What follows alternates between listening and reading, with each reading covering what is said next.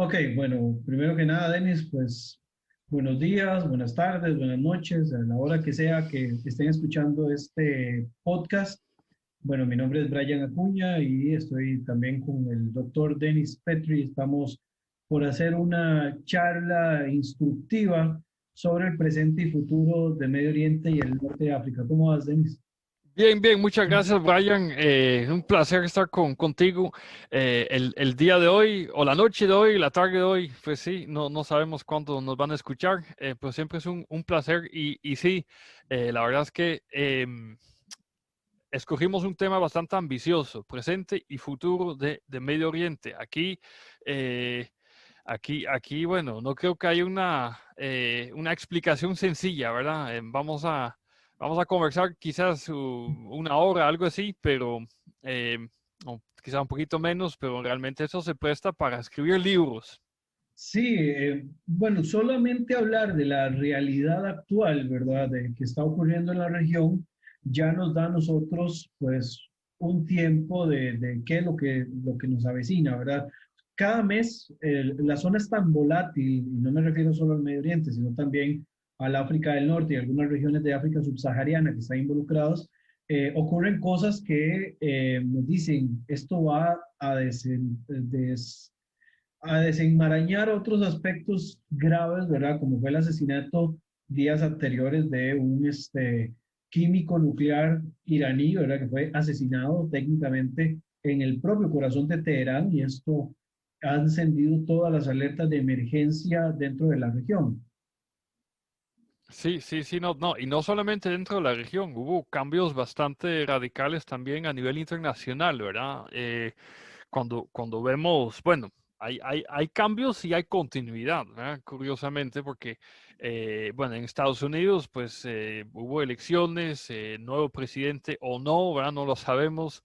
eh, pero en todo caso, ahí también la pregunta siempre es, bueno, ¿qué va a cambiar para Medio Oriente, ¿verdad? En cuanto no solamente a la política exterior de Estados Unidos, pero también eh, eh, qué implicaciones tendrá esto para sus aliados y sus enemigos en Medio Oriente. Eh, entonces hay posiblemente un cambio, hablando ya del futuro, y al mismo tiempo, pues también las otras potencias grandes de esta tierra en este momento, China y Rusia, ahí sí hay bastante estabilidad, hay bastante continuidad en sus gobiernos, en sus líneas de política exterior. Eh, Aunque todo esto también hay que verlo en el marco de la los cambios sísmicos a nivel del planeta ocasionados por el COVID-19, ¿verdad? Que o a lo mejor no representaron ningún cambio. Es decir, China, Estados Unidos y Rusia eran las tres potencias más grandes del planeta antes del COVID-19 y pues posiblemente lo seguirán siendo, ¿verdad? Entonces, tal vez eso no tiene tantas implicaciones. Esto queda por verse en todo caso. Sí, pues, sin embargo, podríamos pensar que de los tres países, de las tres grandes potencias, la potencia que se ve más golpeada con el tema de la pandemia, pues es sin duda Estados Unidos. No vamos a decir que China y Rusia no tienen su afectación, pero creo que han tenido la posibilidad de reactivar la economía de una manera un poco más efectiva. China va a paso avasallador en cuanto a su política económica y el cambio de gobierno de los Estados Unidos es probable que le suelte todavía un poco más las amarras. Si se cumple la perspectiva de que el gobierno de Biden va a tener un acercamiento con China, es probable de que China tenga todavía mucho más libertad para poder ejecutar algunas acciones de lo que han estado pues planteando. Y dentro de la región del Medio Oriente es interesante porque China hace algunos meses, si acaso, firmaba un acuerdo de cooperación con la República Islámica de Irán, ¿verdad? Lo cual pues no es un tema menor, considerando de que Biden es posible que quiera renegociar el tema de las sanciones económicas que pesan desde los Estados Unidos hacia Irán, desde la llegada del presidente Donald Trump, y que esta inversión, perdón, que viene a ejecutar China dentro de esta zona, tiene como objetivo, por un lado, pues extender las garras de su política exterior, ¿verdad? Que se hace cada vez más globalista, más expansionista, y por el otro lado, obtener recursos estratégicos a un costo muy bajo, ¿verdad? Y de algún modo también China lo que está tratando es de flanquear todo el corredor, ¿verdad? Lo que se llama popularmente como el collar de perlas de la región Asia-Pacífico, perdón, de la zona Indo-Pacífico, donde es probable de que Australia, Japón y la India, junto con los Estados Unidos, le corten un poco la influencia que China tiene dentro de esta zona, entonces necesiten buscar bordear de alguna forma y conseguir los mismos recursos o conseguir un poco más pues de poder a través de vías alternas, e Irán puede convertirse en una vía alterna, así como Pakistán también se ha convertido en una vía alterna. Sí, sí, sí. No, no, definitivamente. Yo tengo ganas de decir algunas cosas que quizás no sean políticamente correctas. Vamos a ver cómo lo ves, ¿verdad? Sobre el rol de las potencias, estas tres potencias hegemónicas, China, Estados Unidos y Rusia. Claramente no estamos considerando a ninguna potencia europea, pues posiblemente también porque ya asumimos que no están teniendo tanto papel, tanto protagonismo en Medio Oriente, a pesar del esfuerzo de la OTAN, ¿verdad? En Líbano, tras la explosión que hubo, la visita del presidente Macron y todo generó bastante debate, pero al final no se materializó en nada concreto. Bueno, fue más simbólico que otra cosa. A lo mejor estás en desacuerdo conmigo, pero es algo que se puede decir.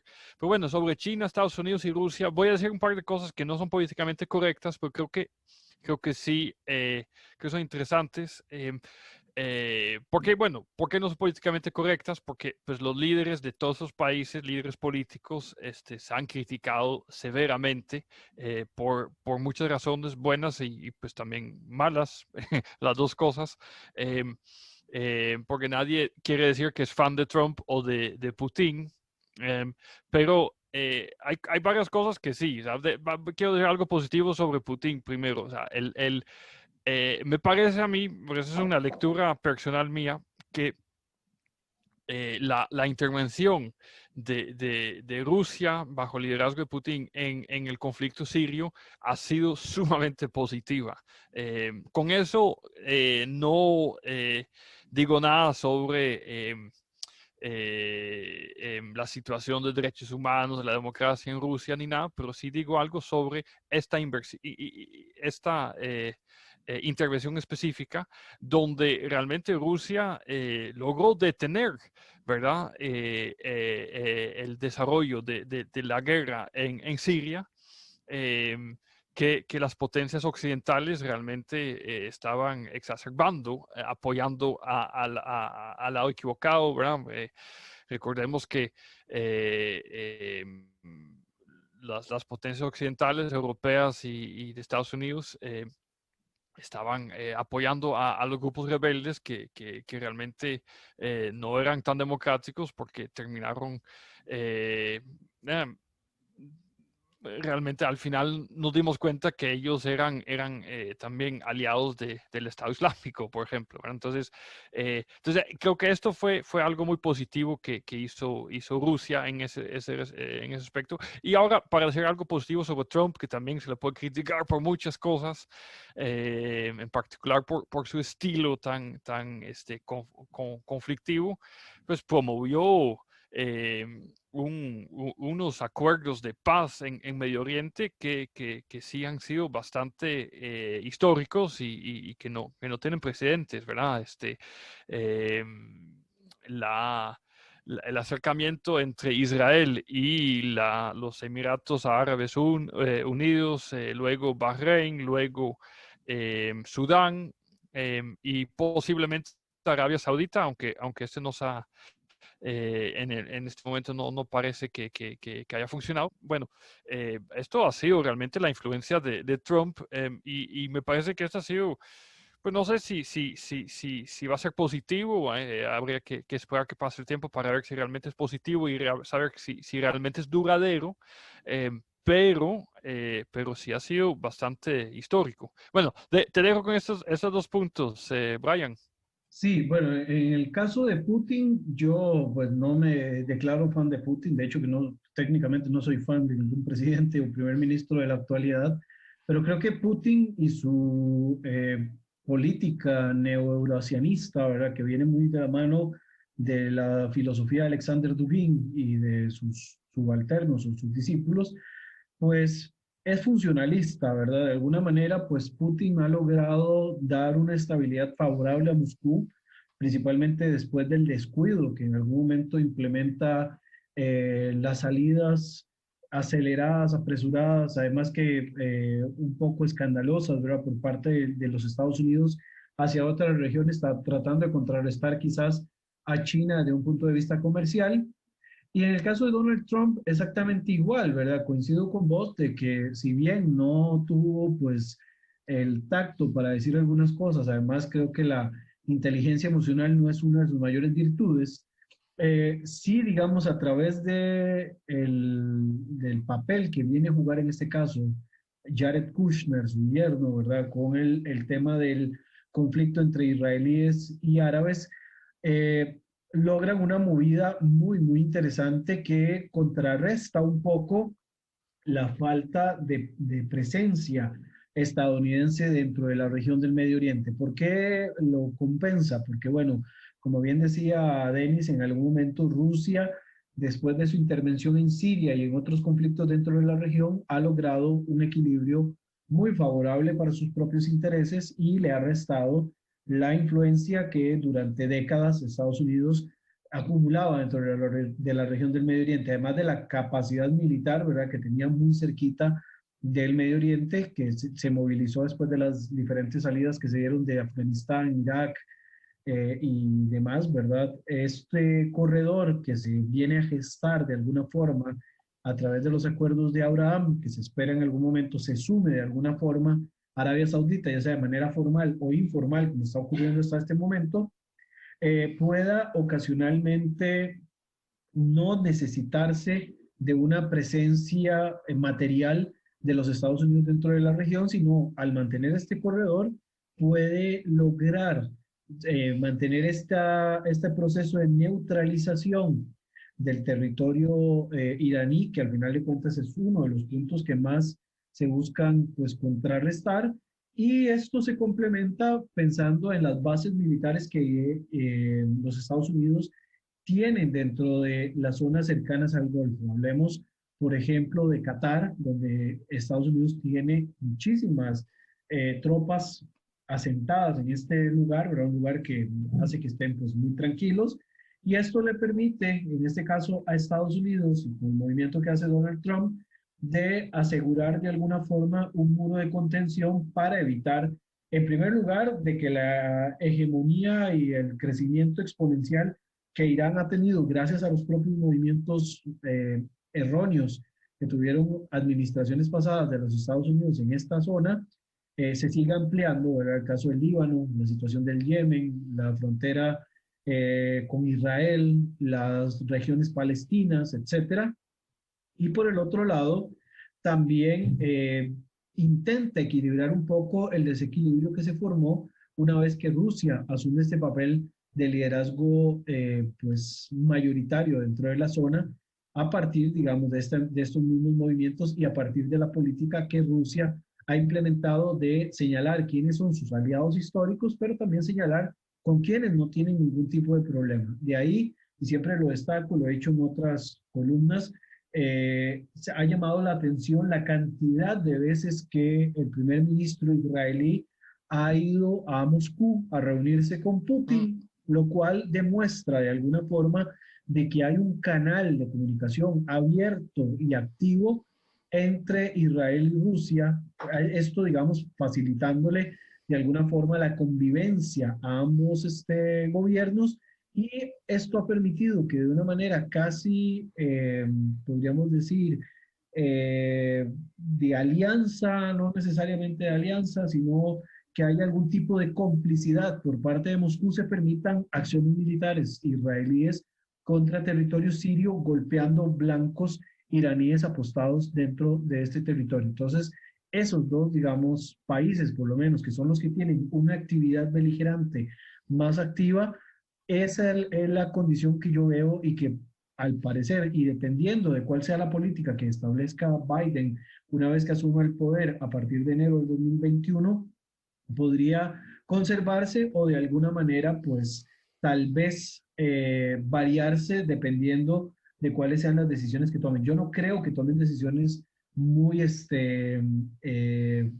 pues no creo que cambien demasiado lo bueno que Trump ha logrado de alguna forma, o la administración Trump ha logrado de alguna forma, sino que más bien van a intentar fortalecer los canales por otras vías que no sean necesariamente solo las del proyecto Trump, ¿verdad? Que descarta de alguna manera temas importantes como el tema del desarrollo nuclear iraní, el tema del conflicto palestino-israelí y también el tema de qué está pasando actualmente con la Turquía de Erdogan, que tiene que ser un tema de la próxima administración sí o sí, y que se dice que es probable que a diferencia de Trump, que tuvo algún tipo de simpatía ahí medio fría con Erdogan, puede que el gobierno de Biden más bien no tenga ese tipo de cercanía, sino todo lo contrario. Sí, es interesante que Trump como que se hizo, logró, se ganó el respeto de todos estos hombres medio autoritarios, incluyendo Erdogan, pero también Kim, ¿verdad? De Corea del Norte, por ser tan impredecible, ¿verdad? Era como que esto ha generado como una nueva dinámica, ¿verdad? En las relaciones internacionales, que también ha sido, eh, ha cambiado bastante la forma en que se han dado las cosas. Ahora, yo quiero hacerte dos preguntas, Brian, porque primero me interesa que me des tu opinión sobre estos acuerdos que se firmaron entre Israel y diferentes naciones árabes. ¿Esto piensas que va a ser algo duradero? Ya dijiste que la administración de Biden probablemente va a continuar estos esfuerzos, no los va a mantener, pero ¿piensas que va a ser algo duradero? ¿Piensas que también va a ser algo que pueda generar mayor estabilidad para la región o más bien mayor inestabilidad? Porque ya sabemos también que hay otras potencias en la región que están muy en desacuerdo, que sí han buscado eh, la provocación con Israel, ¿verdad? Hablamos de Turquía, hablamos de Qatar. Entonces, ¿cómo lo ves en ese sentido? Esa sería la primera pregunta. Y la segunda tiene que ver con Irán, justamente, porque Irán ya se está convirtiendo nuevamente en un país, eh, creo que al que le debemos de prestar mucha atención, justamente por los cambios que se han dado. Ya históricamente Irán ha estado más del lado de Rusia, ¿verdad? Pero ahora ya vemos que, como bien lo mencionabas, China se está metiendo, ¿verdad? Pero eso es algo relativamente reciente. Y Israel, pues de forma tal vez preventiva, intervino rápidamente, dejando un mensaje antes de la salida de Trump, asesinando al oficial nuclear, el experto nuclear de Irán, eh, porque todo parece que fue la Mossad, ¿verdad?, quien perpetró este asesinato, dando un mensaje muy claro. Bueno, aquí no importa quién esté en la Casa Blanca, nosotros vamos a seguir haciéndole frente a Irán. Pero bueno, ahí también se está metiendo Rusia eh, y, y China. Y luego, pues, ¿qué va a pasar con Irán? Porque obviamente Trump sacó a Estados Unidos del acuerdo que Obama había firmado con Irán. Eh, Biden probablemente va a querer reactivar ese acuerdo, como también lo mencionabas, pero bueno, se está haciendo bastante compleja la situación. Entonces, bueno, esas eran las dos preguntas que te quiero hacer como experto, Brian. Bueno, de la primera pregunta, yo podría decir que mientras el acuerdo sea funcional y va a estar en función de dos cuestiones. En primer lugar, uno de los aspectos que motiva sin ninguna duda la llegada a los acuerdos de Abraham tiene que ver con el tema iraní, ¿verdad? La necesidad que tienen estos países del Golfo de contrarrestar la influencia iraní dentro de la región de Oriente Próximo. La posibilidad de una carrera nuclear armamentista por parte de Irán preocupa no solamente a Israel, ¿verdad? Israel ha sido el amenazado directo por parte de Irán de ser destruido en el caso de que exista las posibilidades materiales de hacerlo, ¿verdad? A través del uso de misiles y demás. Pero el mundo del Golfo y los países árabes en general también ven una amenaza en cuanto a este desarrollo nuclear iraní, ¿verdad? Que esto es el punto uno por el cual los acuerdos de Abraham van a tener una necesidad inmediata de existir. Pero en segundo lugar, creo, y en segundo, y creo que casi que en tercero, porque creo que son dos en una más bien, hay dos aspectos que creo que son importantes de la relación entre Israel y este mundo árabe reciente. En primer lugar, hay una generación de recambio en cuanto a los liderazgos. Ahí vamos viendo cómo los liderazgos clásicos de países como Arabia Saudita, ¿verdad? Con la participación de Mohammed bin Salman, el príncipe heredero, o el caso también del príncipe heredero de los Emiratos Árabes Unidos, que posteriormente también va a asumir un rol de liderazgo dentro del país. Esta nueva generación de recambio quiere renunciar un poco a la política o a la perspectiva exterior de beligerancia y se quieren unir un poco más a una cuestión más de cooperación. Esto, digamos, se ve desde el punto de vista de cuáles han sido los acuerdos que se han firmado entre Israel y los Emiratos Árabes y también con el Emirato de Bahrein, que tiene que ver con intercambio tecnológico, ¿verdad? ¿Qué tecnologías tiene Israel que les interesa a estos países? Al ser países con carencia de agua, al ser países también con problemas en la parte agrícola, es obvio que una de las tecnologías más importantes va a ir de la mano de este tema relacionado con tecnologías de agua y con el tema de desarrollo agrícola en regiones extremas. Entonces, esa es una de las situaciones. También en la parte, aunque no lo crea, en la parte de construcción también existe una influencia importante de lo que arquitectos israelíes, diseñadores israelíes puedan hacer que estos países, al estar desarrollando sus megaproyectos monstruosos que han estado implementando, pues también necesitan echarle mano un poco de ese tipo de alianza, ¿verdad? Al final de cuentas son alianzas funcionales de cooperación que están establecidas principalmente entre gobiernos, no tanto entre ciudadanos. Igual creo que las condiciones económicas de los ciudadanos de estos territorios del Golfo, al ser situaciones bastante idóneas, ¿verdad? O positivas, a diferencia, por ejemplo, de lo que ocurre con otros países de la región, donde más bien la pobreza y la situación económica es lamentable, esto impulsa que tampoco haya un aire de hostilidad muy generalizada entre las posiciones. Cuando hablamos del caso de Arabia Saudita, por ejemplo, estamos viendo cada vez más a Mohammed bin Salman y algunos teólogos actuales, modernos de Arabia Saudita, hablando de una reinterpretación de lo que ellos habían interpretado de una manera muy radical en cuanto al Islam. Y vemos ahí algunas posiciones que se van desarrollando, lo mismo en el tema del desarrollo en cuestiones de infraestructura. Arabia Saudita, muy cerca de la frontera con Egipto, están desarrollando un complejo ahí turístico donde esperan que puedan recibir cualquier cantidad de ciudadanos de diferentes partes del mundo. Así que la extensión de este territorio es muy similar al tamaño de Bélgica, así que tampoco es una cosa muy pequeña. Entonces, desde esa perspectiva vemos que el cambio de generación, de querer dejar de lado un poco la parte bélica, aunque por supuesto se siguen desarrollando y las ventas de armas no se detienen, hay otros factores, digamos, más allá de lo bélico que influye. En cuanto a la segunda pregunta, de cuál va a ser el rol o el papel de Irán, ahí, digamos, el tema ruso va a seguir siendo prioritario porque Irán tiene una de las alianzas más importantes con Rusia. Pensemos de que Irán no solamente tiene participación dentro de la región del Medio Oriente, sino que también tiene mucho contacto con los países de Asia Central, ¿verdad?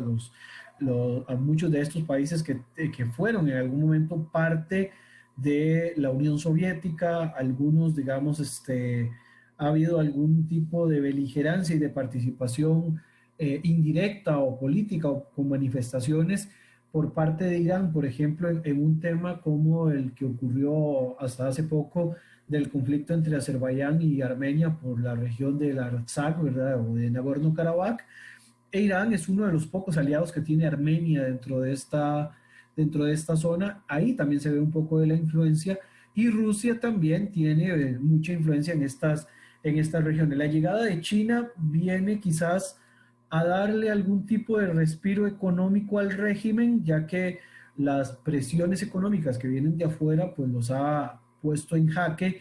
Aún así, digamos, no da la calidad de las circunstancias en Irán para permitir que el régimen caiga fácilmente, porque el régimen controla absolutamente todo, desde las Fuerzas Armadas hasta la política de Estado. Entonces las minorías y los opositores tienen muy pocas posibilidades de salirse. En el barrio en el que se encuentran, pues Irán sigue teniendo algún foco de influencia, ¿verdad? Sigue manteniendo agendas que son importantes para la región, incluyendo la agenda palestina, que creo que Irán ha sido de los pocos países que han cambiado técnicamente nada desde el 79 hasta ahora en cuanto a la agenda relacionada con los palestinos. Sigue dando un apoyo directo o indirecto a la causa palestina, principalmente a organizaciones como la Yihad Islámica.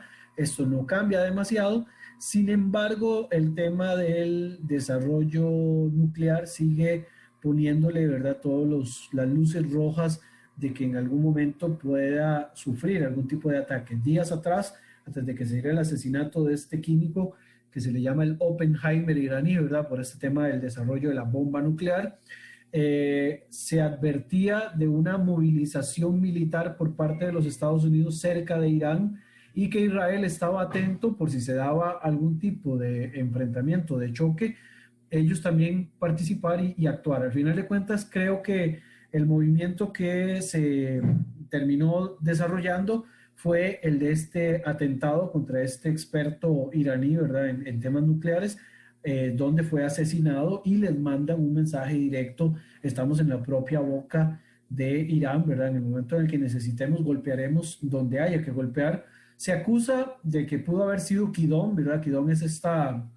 este brazo dentro de la inteligencia israelí del Mossad que ejecuta a terroristas, pero todavía, digamos, la información está muy difusa. Algunos hablan que por el modo operativo es probable que sea Mossad, pero perfectamente puede ser la CIA o puede ser cualquier otra organización de inteligencia de países opositores a Irán que necesitaban darlo de baja por las posibilidades de que un proyecto como el proyecto Amat o alguno similar, donde se vea el tema del desarrollo nuclear iraní, le permita a Irán de alguna forma hacerse con el control de material nuclear para uso bélico. La perspectiva desde mi punto de vista que siempre doy con respecto al desarrollo bélico en la región o el desarrollo armamentista de armas de destrucción masiva no es necesariamente el hecho de que Irán las tenga o no las tenga, sino lo que pueda ocasionar con los países de alrededor, que ya Arabia Saudita, en algún momento Turquía, dijeron que si Irán podía desarrollar armamento nuclear, ¿por qué ellos no podrían hacer exactamente lo mismo? Entonces lanzaría a la región a una nuclearización, lo cual pues acentuaría todavía mucho más el tema de los choques que existan bélicos dentro de la región por la posibilidad de que material de este caiga en manos de organizaciones no gubernamentales que ocasionen atentados de bajo calibre, por decirlo de algún modo, pero que tengan, digamos, resultados nefastos. Hablar de Israel en el tema nuclear, pues para nadie es un secreto de que desde hace décadas se acusa a Israel de tener en su posesión armamento nuclear. Israel no ha confirmado y no ha negado nada, además que no es un país firmante del protocolo de no proliferación de armas nucleares, así que de alguna manera es un disuasorio que tiene Israel a la mano en el caso de que se desate algo un poco más grave. Igual, recordemos que bajo el principio de destrucción mutua asegurada, se dice que el uso de armas nucleares no está contemplado, ¿verdad? Poder utilizarlo en una guerra entre estados por la catástrofe que alrededor pueda ocasionar y que finalmente más bien sea más grave la cura que la enfermedad en sí. ¿Tenis? Sí, sí, Brian, no, no, muchas gracias por compartir tu luz sobre estos temas. La verdad es que, bueno, deja mucho, mencionas muchos temas muy interesantes. Lo cierto es que Irán es un país al cual debemos estar atentos. Sobre el tema nuclear, pues desde la teoría, la famosa teoría del realismo en las relaciones internacionales, pues ha llegado a decir que sería conveniente que Irán se desarrolle como potencia nuclear, porque así se mantiene en equilibrio con Israel, que, eh, exacto, como bien lo, lo dijiste, se sospecha que ya es una potencia nuclear. Em, pero bueno, más allá de la validez de esa teoría, ¿verdad? Que ha sido muy criticada, pero que también tiene, tiene ciertas aplicaciones válidas. En lo personal me preocuparía que Irán se convierta en una potencia nuclear simplemente porque no confío en que el liderazgo político, que también es religioso, ¿verdad? De Irán tenga la suficiente sabiduría, ¿verdad? Para usar esas armas nucleares. En todo caso, de una forma, pues, eh, estratégica y sabia, y que no peligre a la región, al mundo y pues también al Estado de Israel, desde luego. En este caso, Que perdón, en sí, el tema de pensar en un Irán nuclear para equilibrar las fuerzas contra Israel, creo que el argumento se cae desde el momento en el que Irán llama a la destrucción de Israel. Por el contrario, Israel exactamente. nunca ha llamado a la destrucción de Irán. En No, cambio, Irán habla de destruir a Israel y al mismo tiempo de que están desarrollando armas de destrucción masiva. Entonces, de algún modo, nadie les va a creer, ¿verdad? Que sea para un tema de equilibrio. Además que los equilibrios en estos temas nunca existen, siempre hay un desequilibrio favorable a alguien. Y lo que Occidente siempre ha procurado es que el desequilibrio sea favorable a sus propias posiciones. En el momento en el que ese desequilibrio no le sea pues favorable, como está ocurriendo actualmente por el tema de los movimientos que Estados Unidos y la Unión Europea han hecho en los últimos años, pues evidentemente un Irán nuclear viene no viene a desequilibrar, viene a desmadrar completamente todo porque va a sí. inclinar la balanza completamente hacia el otro extremo. Por supuesto, pero bueno, históricamente ha sido ese argumento que se ha usado para apoyar que Pakistán se convirtiera en una potencia nuclear para equilibrar a la India, ¿verdad? Bueno, y estas cosas, bueno, ahí sí no han tenido consecuencias, estos dos países se mantienen en cierto equilibrio. Pero bueno, aquí cuando hablamos del equilibrio en la región, el equilibrio de poder, lo que también contiene a Irán es la oposición desde de Arabia Saudita, ¿verdad?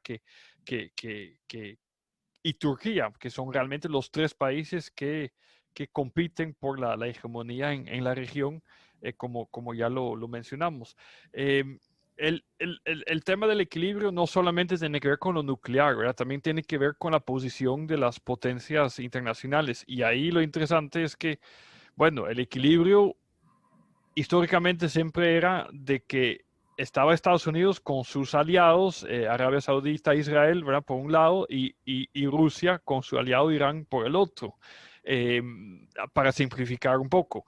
Eh, pero bueno, esto está modificándose completamente, como bien lo decías. Israel ahora tiene relaciones con Rusia, luego China ahora se está metiendo en Irán. Entonces, bueno, todo esto se está volviendo bastante complejo y simplemente creo que lo interesante va a ser observar cómo evoluciona esto, y si esto realmente ocasiona algún movimiento en el balance de poder en la región. Em, También, volviendo un poco al tema, ¿verdad?, de presente y sobre todo el futuro de Oriente Medio, yo creo que también mucho depende de cómo evolucionan a nivel interno diferentes países. En especial, estoy pensando en Irán y en Turquía, ¿verdad? Porque em, si, si si aunque no parece probable, pero es una posibilidad teórica, ¿verdad? Que en Irán ahora sí haya un levantamiento social que logre cambiar el régimen, cambiaría completamente el equilibrio en la región. Lo mismo, obviamente, en Turquía, pues hubo un intento fallido de golpe de Estado que hasta la fecha no sabemos muy bien si realmente fue un golpe de Estado o si fue algo que fue orquestado por el mismo Erdogan, ¿verdad? Pero en todo caso, al darse ese tipo de movimientos al interno de esos países, pues eso tendría consecuencias fuertes sobre el resto de la región. No es muy probable, pero no es imposible. Pues también pensábamos que los conflictos, bueno, que cosas como la primavera árabe, todas esas revoluciones que hubo, nunca se iban a dar, que esto era imposible, ¿verdad? Bueno, que en Egipto, que en Argelia, que en diferentes países no iba a darse nunca los cambios que se dieron, y sin embargo sí se dieron. Entonces, pues quién sabe si se pueda dar algo así en Irán o en Turquía. Y menciono en especial esos dos países porque es, no es imposible, aunque no sea muy probable. En cambio, en Arabia Saudita no veo por dónde vendría el cambio, porque no hay oposición interna visible, por lo menos. Y bueno, y luego está la situación de los países ya en conflicto, Siria, Irak, que siguen en guerra civil, siguen en caos, Libia igual. Y bueno, ahí yo creo que es válido anticipar que esta situación desafortunadamente se vaya a mantener más tiempo. Eh, pero luego, pues otros países, Jordania, Líbano, son países muy inflamables, ¿verdad? De Jordania no se escucha mucho, pero pues sabemos que ahí es un país que tiene un potencial sumamente explosivo a nivel interno. Eh, y Líbano, pues, ha sido literalmente explosivo y me temo que lo seguirá haciendo. Pero también no sé si esto tendrá consecuencias para la región. En cambio, cambios internos en Irán y en Turquía sí tendrían, ¿verdad?, bastantes consecuencias para la región. Y así vemos tantas cosas que han sucedido. Recientemente Arabia Saudita volvió a abrir su frontera con Irak también, ¿verdad? Son evoluciones que también parecían pues impensables antes. Entonces, todo está en movimiento. Es un tiempo muy interesante para estar observando Medio Oriente, porque ahora sí se están dando cambios dentro también de cierta continuidad. Bueno, digo muchas cosas, Brian, tal vez es un poco desordenado, pero creo que son como pistas, ¿verdad? Como puntos sobre los cuales debemos estar atentos. No sé cómo lo ves. Sí, yo, bueno, coincido técnicamente en todo lo que decís. Yo sí soy de los que insisto en que Irán es un peligro, sin ninguna duda, para la región, mientras su régimen siga teniendo estas ideas un tanto, podríamos llamar, tóxicas, ¿verdad? Y crecer en cuanto a la influencia dentro de la región del Medio Oriente. Es el país con la mayor cantidad o con una mayoría de chiitas, aunque el tema de la religión es importante, no quiere decir que todo sea exclusivamente religioso, pero desde la perspectiva de los ayatolas o los mulás, pues sí hay un aspecto ahí de influencia que ellos quieren extender a otras partes de la región. Pero para mí, más que hablar solo de Irán con respecto al tema de un Oriente Medio explosivo, volátil, o lo que sea, la República de Turquía me parece que es un tema que tiene que ser tomado pues, en una consideración bastante importante, porque es un tema muy grave lo que está ocurriendo, digamos, con el crecimiento de la influencia político-religiosa de esto que mueve el presidente Recep Tayyip Erdogan. Algunos le llaman neo-otomanismo,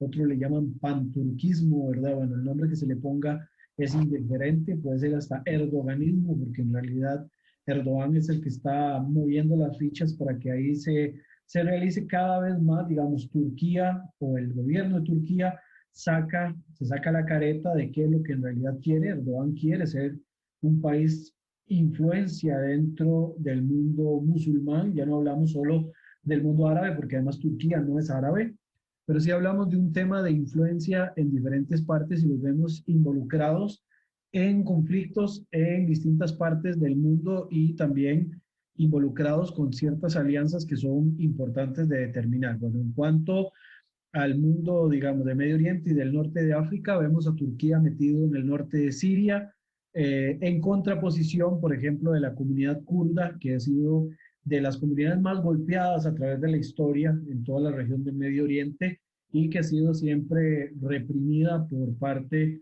de los turcos y bueno, pues los otros países, pero los turcos se han hecho expertos en esta represión contra esta minoría.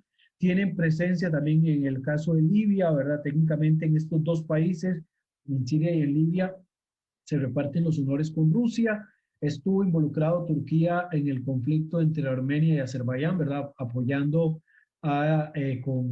se dice que con mercenarios a las fuerzas azeríes, ¿verdad? También tiene una junta de alianza económica con Qatar, que esto le ha permitido a Erdogan mantener su estatus sultanesco, ¿verdad?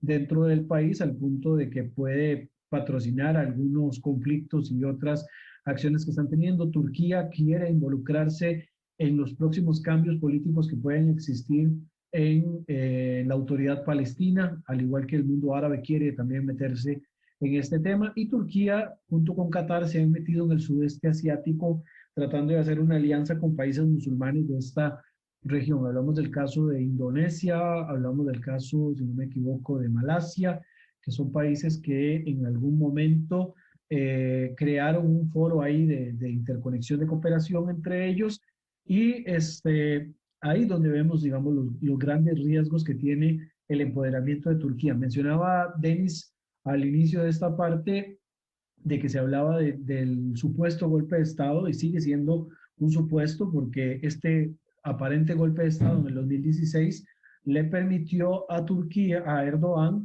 cambiar el régimen político, pasaron de un sistema semipresidencialista a un sistema presidencialista al 100%, donde además hicieron una purga de soldados opositores dentro de las Fuerzas Armadas y el control de las Fuerzas Armadas las tiene Turquía. En estos días sale una nota también de que Erdogan técnicamente tiene un tipo de guardia parecida a la guardia de la revolución que tiene Irán, así que también el empoderamiento desde el punto de vista religioso toma cada vez más importancia en el tema turco y la islamización de la política exterior turca y la política interior también se ve cada vez más evidente. Recordemos que hace algunos meses tomaron la decisión de reinaugurar o de ya hacer oficial la conversión de la Basílica de Santa Sofía en una mezquita.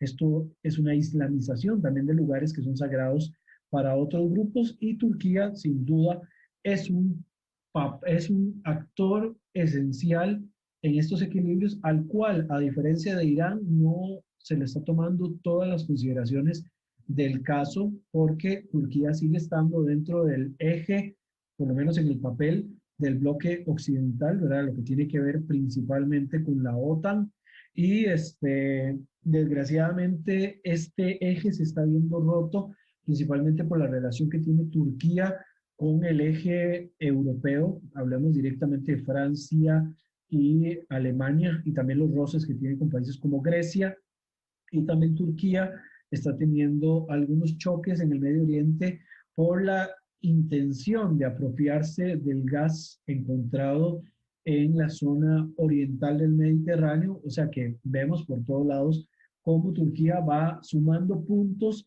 para ser señalado como uno de los principales peligros eventuales y potenciales de la región del Medio Oriente. Irán sigue siendo de cuidado, por supuesto, y mientras mantengan este régimen teocrático va a seguir siendo un dolor de cabeza para toda la zona, pero Turquía no se le queda atrás y poco a poco también Turquía va cambiando un poco su política, ¿verdad? Y va extendiendo un tema de influencia hasta el punto de que creo que Turquía quiere abiertamente en algún momento regresar a las glorias del pasado, teniendo controlados los lugares más sagrados del Islam, ¿verdad? Como lo son Meca y Medina en Arabia Saudita, y tener también control o acceso directo a un control más turco por parte en la región, perdón, de Jerusalén, ¿verdad? Donde se encuentra la explanada de las mezquitas, y esto es sin ninguna duda un problema no menor, ¿verdad? Y por supuesto que para el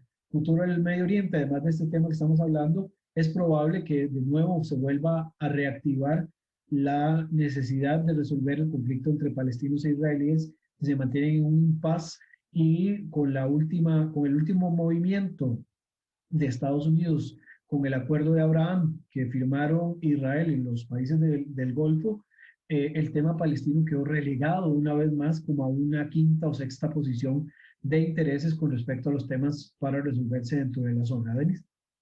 Sí, sí, sí, no, no, ahí mencionas muchas cosas, muchos temas interesantes. Eh, a ver, algunas cosas que se me vienen a la mente, ¿verdad?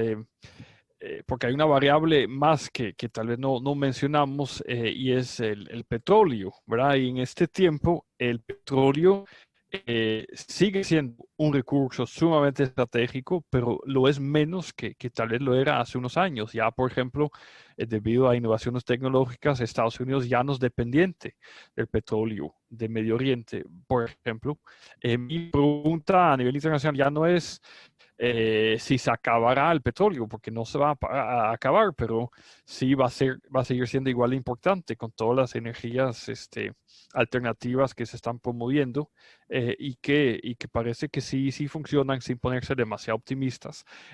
Pero todo esto, pues, reduce también la influencia que pueden tener, en especial esas potencias petroleras grandes como Irán, Arabia Saudita, y los países del Golfo. Eso es un aspecto. Luego, otro aspecto que creo que es interesante mencionar es la dimensión religiosa de todos estos conflictos, pues la oposición sunita, chiita, que se mantiene, aunque también hay relaciones pues inesperadas, ¿verdad? Entre Irán y algunos países del Golfo, etcétera, que van en contra de estas líneas en Irak, Siria, bueno, eh, de Turquía también. eh, pero hay una instrumentalización de la religión por un lado, y por el otro, pues la parte de la identidad, y por lo tanto de la ideología política de varios de esos líderes. Y pues en especial Turquía se está realmente revelando como una potencia que sigue una ideología religiosa que tal vez no se esperaba hace unos años atrás. En cambio, Arabia Saudita parece ser tal vez menos interesado en proyectar su visión religiosa de las cosas que antes, ¿verdad? Y se rige más por intereses propios que religiosos, aunque estos siempre se mantienen también en este caso. Bueno, eso es un tema. Otro tema, bueno, no, y sobre el tema religioso, pues sí, es efectivamente muy simbólico las decisiones que tomó Erdogan sobre la mezquita que antes era una iglesia, la Hagia Sofía. Y recuerdo que tuve la oportunidad hace unos años atrás de estar ahí en Estambul en una reunión, y un amigo me dijo: Denis, mira qué bonito, porque aquí estamos en una terraza, en el techo de un hotel, que es donde acostumbran a colocar los restaurantes, y con esa vista espectacular sobre el Bósforo, ¿verdad? Y me decía: Denis, qué bonito, un poco idealista, ¿verdad? Dice, bueno, aquí de un lado hay una mezquita y del otro hay una iglesia, y están juntos en armonía perfecta. Y bueno, a mí me pareció bastante idealista ese comentario, porque desde luego que de un lado estaba una mezquita, y del otro lado pues estaba la Hagia Sofía, que si bien era una iglesia, ya no lo es, ¿verdad? Fue transformado en mezquita a la fuerza. Y esto fue lo que Erdogan enfatizó más. Entonces, Hablar de armonía perfecta, pues no creo que aplica mucho. Bueno, y luego otro tema también importante, quizás podamos terminar un poco con eso, Brian, es el tema de los demás países, de los demás países en conflicto, donde también se están desarrollando esas guerras proxy, ¿verdad? Entre las diferentes potencias. Me refiero en especial a lo que estamos viendo en Yemen, que ese es un conflicto que ya ahora queda un poquito olvidado, pero que sigue igual de complicado, sigue sin resolverse y donde realmente hay un enfrentamiento, y ahí sí abierto, entre Arabia Saudita e Irán a través de las potencias que apoyan en Yemen. Algo de esto se puede observar en Líbano también, algo de eso se puede ver al interno de Israel y los territorios palestinos, y también algo de eso se puede observar en Libia.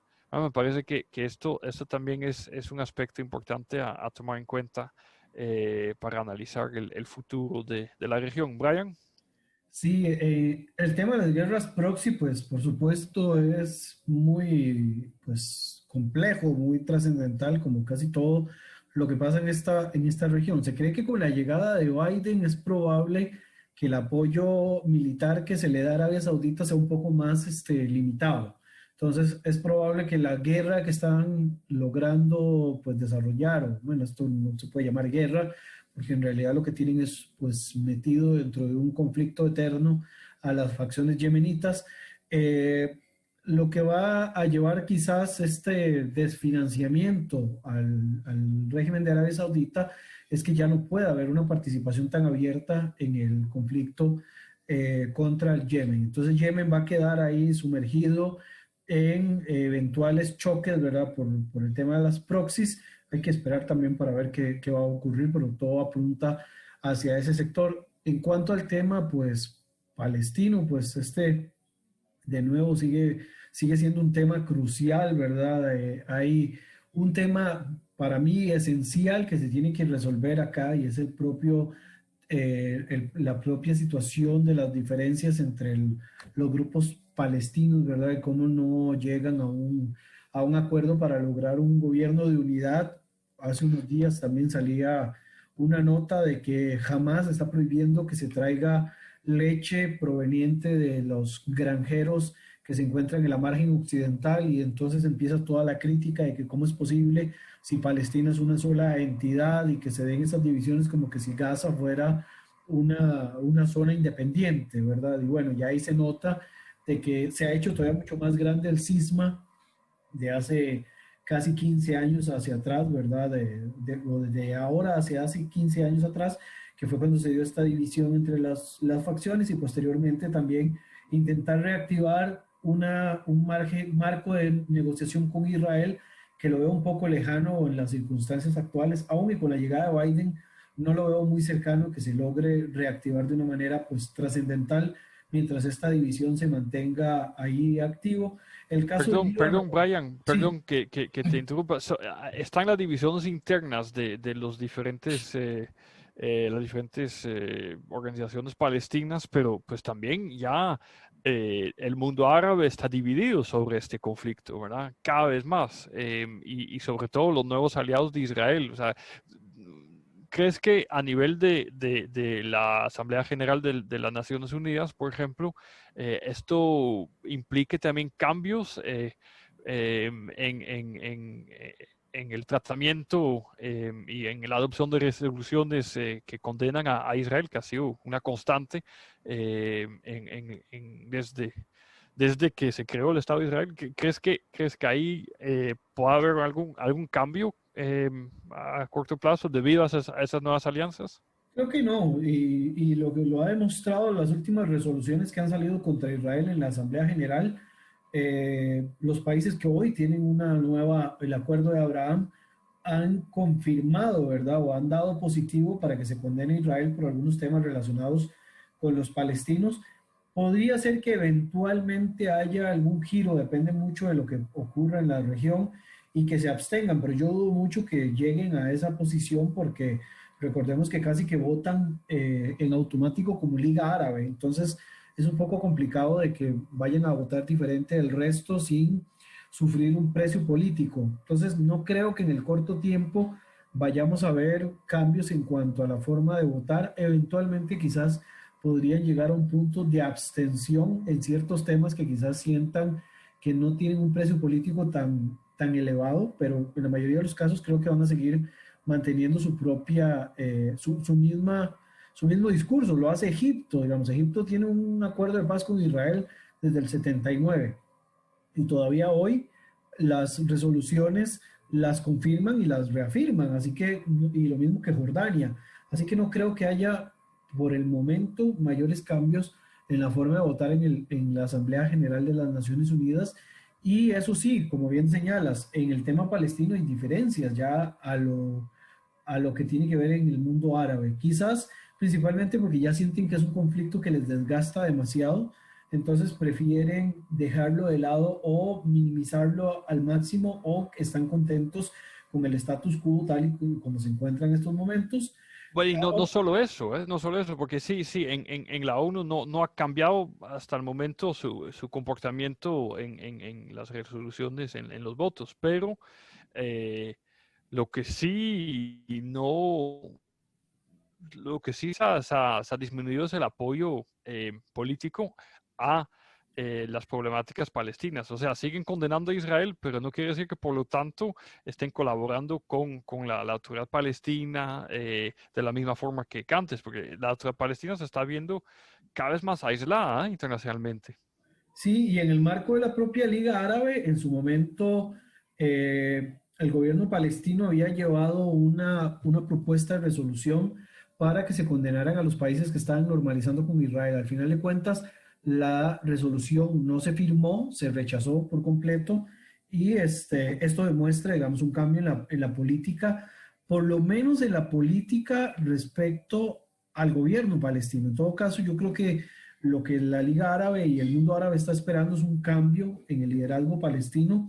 Podríamos pensar de que ya están esperando que Mahmoud Abbas se muera para ver a quién quieren poner ellos, ¿verdad? Porque en realidad el mundo árabe quiere imponer un nuevo líder e imponer una nueva agenda para al final de cuentas irle poniendo ya un candado al tema del conflicto palestino-israelí, que de hecho una de las intenciones que tenía este denominado Deal of the Century, el acuerdo del siglo de Donald Trump, era irle poniendo ya candado a algunos temas que se han hecho eternos de la cuestión palestina-israelí, entre esos el eterno tema de los refugiados palestinos, ¿verdad? Entonces, uno de los cambios, digamos, promovidos en este caso es irle poniendo candado ya a esta temática y poner algo que sea más acorde a la realidad actual de la región, que es una realidad con recambio de liderazgo que busca menos la confrontación militar, ¿verdad? Y la quieren evitar al máximo y mantener más que todo el tema de la cooperación y el desarrollo económico, que además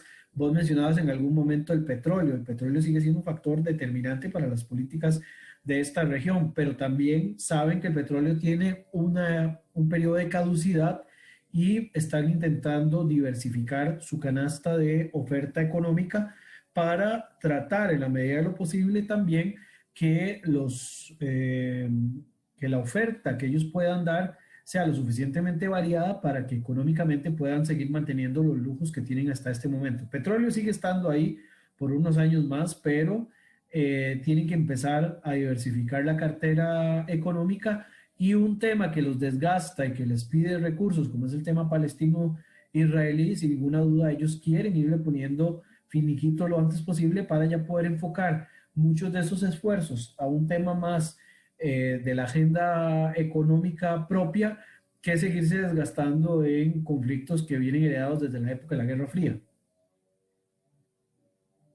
Correcto, correcto, Brian. Bueno, no, aquí hay muchos temas interesantísimos. Yo creo que en eso sí coincidimos, ¿verdad? Que en Medio Oriente ahora sí está en movimiento, está en cambio como nunca lo ha estado, aunque también hay muchos elementos de continuidad. En todo caso, yo creo que podemos terminar la conversación aquí.